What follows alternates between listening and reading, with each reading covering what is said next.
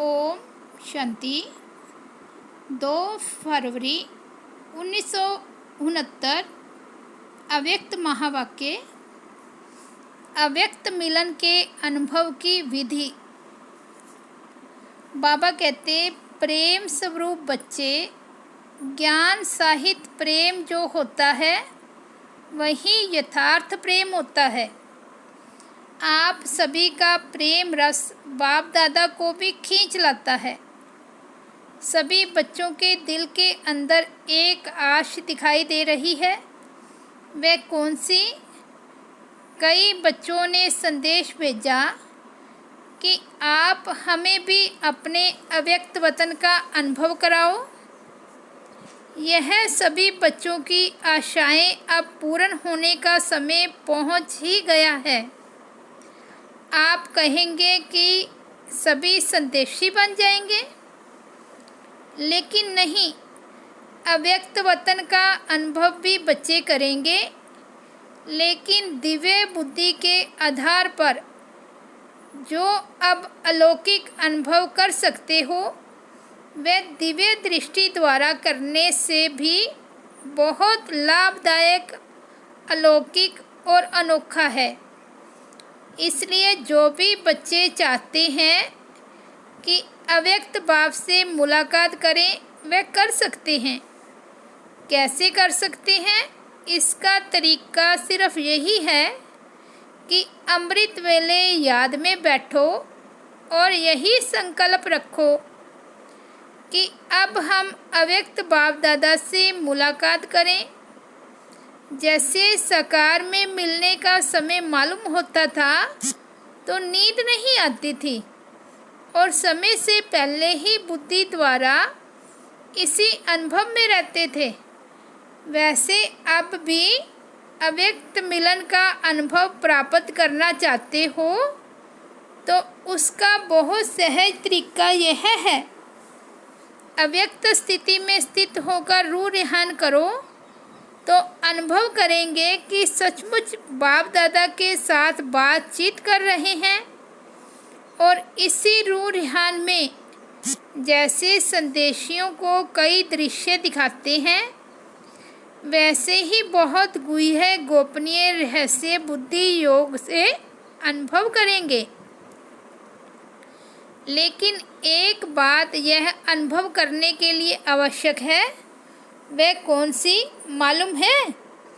अमृत वेले भी अव्यक्त स्थिति में वही स्थित हो सकेंगे जो सारा दिन अव्यक्त स्थिति में और अंतर्मुख स्थिति में स्थित होंगे। वही अमृत वेले यह अनुभव कर सकेंगे। इसलिए अगर स्नेह है और मिलने की आशा है तो यह तरीका बहुत सहज है। करने वाले कर सकते हैं और मुलाकात का अनोखा अनुभव प्राप्त कर सकते हैं। वतन में बैठे बैठे कई बच्चों के दिलों की आवाज़ पहुंचती है। आप सोचते होंगे शिव बाबा बहुत कठोर है, लेकिन जो होता है उसमें रहस्य और कल्याण है। इसलिए जो आवाज़ पहुंचती है वह सुनकर के हर्षाता रहता हूँ। क्या बाप दादा निर्मोही है? आप सभी बच्चे निर्मोही हो, निर्मोही बने हो तो बाप दादा निर्मोही और बच्चों में शुद्ध मोह, तो मिलन कैसे होगा? बाप दादा में शुद्ध मोह है। साकार बाबा का बच्चों में शुद्ध मोह था, शिव बाबा का नहीं है, बाप दादा का है। जैसा हमारा है वैसा नहीं। शुद्ध मोह बच्चों से भी जास्ती है, लेकिन बाप दादा और बच्चों में एक अंतर है। वे शुद्ध मोह में आते हुए निर्मोही हैं और बच्चे शुद्ध मोह में आते हैं तो कुछ स्वरूप बन जाते हैं। या तो प्यारे बनते या तो न्यारे बनते। लेकिन बाप दादा न्यारे और प्यारे साथ साथ बनते हैं। यह अंतर जो रहा हुआ है, इसको जब मिटाएंगे तो क्या बनेंगे? अंतर्मुख, अव्यक्त, अलौकिक। अभी कुछ कुछ लौकिकपन भी मिल जाता है, लेकिन जब ये अंतर खत्म कर देंगे तो बिल्कुल अलौकिक और अंतर्मुखी अव्यक्त फरिश्ते नजर आएंगे। इस साकार वतन में रहते हुए भी फरिश्ते बन सकते हो। आप फिर कहेंगे आप वतन में जाकर फरिश्ता क्यों बने, यहाँ ही बनते। लेकिन नहीं, जो बच्चों का काम वह बच्चों को साझे, जो बाप का कार्य है वे बाप ही करते हैं। बच्चों को अब पढ़ाई का शो दिखाना है, टीचर को पढ़ाई का शो नहीं दिखाना है। टीचर को पढ़ाई पढ़ानी होती है, स्टूडेंट को पढ़ाई का शो दिखाना होता है। शोकेस में शक्तियों को, पांडवों को आना है। बाप दादा तो है ही गुप्त। अभी सभी के दिल में यही संकल्प है कि अब जल्दी जल्दी ड्रामा की सीन चलकर ख़त्म हो। लेकिन जल्दी होगी? हो सकती है, होगी या हो सकती है। भावी जो बनी हुई है वह तो बनी ही रहेगी, लेकिन बनी हुई भावी में यह इतना नज़र आता है कि अगर कल्प पहले माफिक संकल्प आता है तो संकल्प के साथ साथ अवश्य पहले भी पुरुषार्थ तीव्र किया होगा। तब तो यह भी संकल्प आता है कि ड्रामा का सीन जल्दी पूरा कर सभी अव्यक्त वतनवासी बन जाए।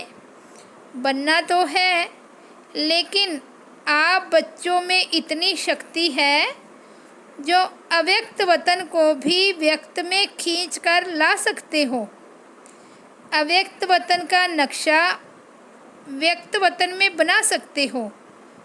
आशाएं तो हर एक की बहुत है, ऐसे ही पहुंचती है जैसे इस साकार दुनिया में बहुत बड़ी ऑफिस होती है टेलीफोन और टेलीग्राफ की, वैसे ही बहुत शुभ संकल्पों की तारे वतन में पहुंचती है।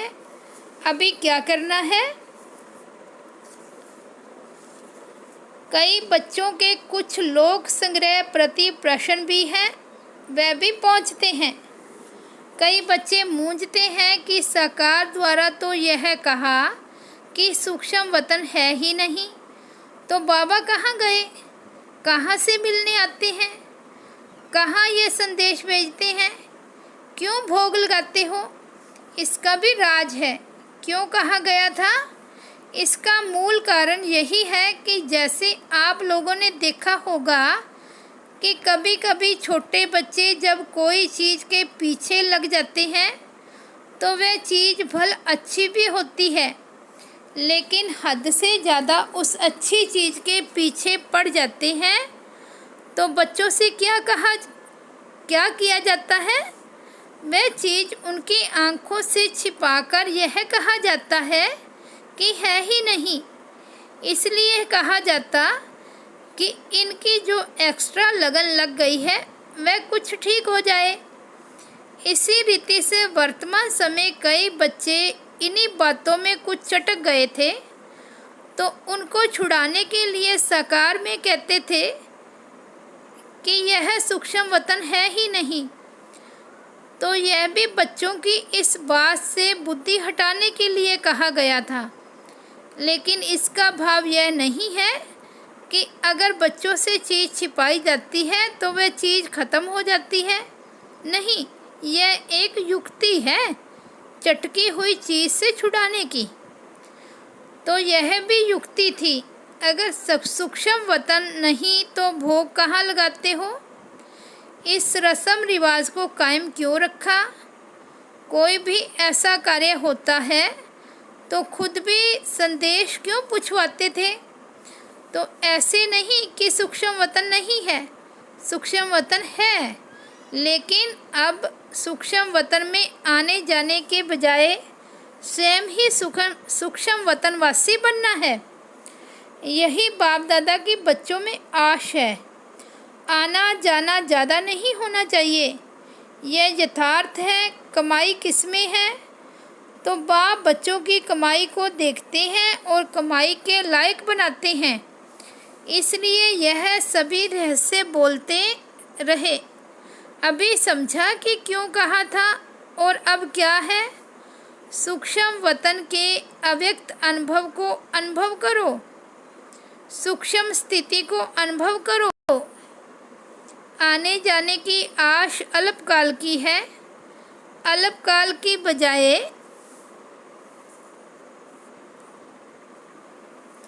सदा अपने को सूक्ष्म वतनवासी क्यों नहीं बनाते? और सूक्ष्म वतनवासी बनने से भी बहुत वंडरफुल अनुभव करेंगे। खुद आप लोग वर्णन करेंगे कि यह अनुभव और संदेशियों के अनुभव में कितना फ़र्क है।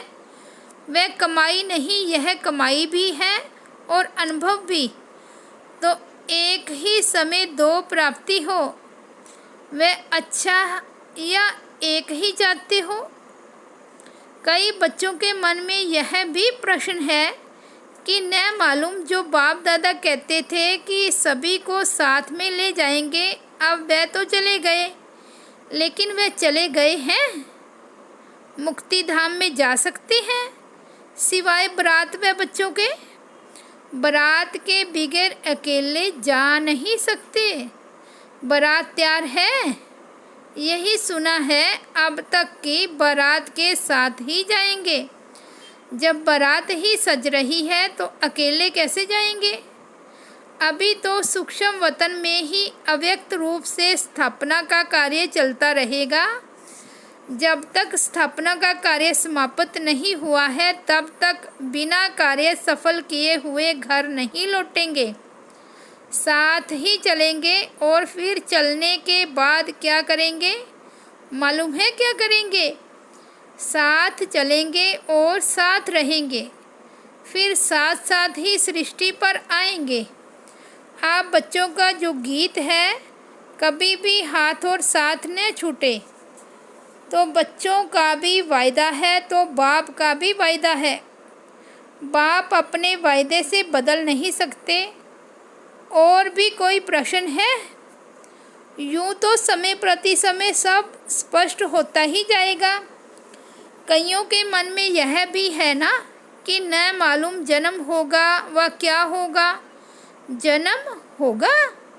जैसे आपकी मम्मा का जन्म हुआ वैसे होगा। आप बच्चों का विवेक क्या कहता है? ड्रामा की भावी को देख सकते हो, थोड़ा थोड़ा देख सकते हो। जब आप लोग सबको कहते हो कि हम त्रिकालदर्शी बाप के बच्चे हैं, तो आने वाले काल को नहीं जानते हो। आपके मन के विवेक अनुसार क्या करना होना चाहिए? अव्यक्त स्थिति में स्थित होकर हाँ व ना कहो तो जवाब निकल आएगा।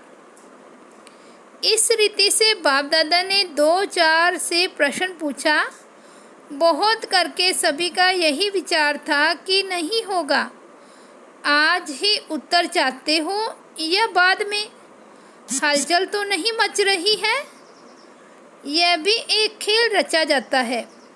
छोटे छोटे बच्चे तालाब में पत्थर मारकर उनकी लहरों से खेलते हैं, तो यह भी एक खेल है।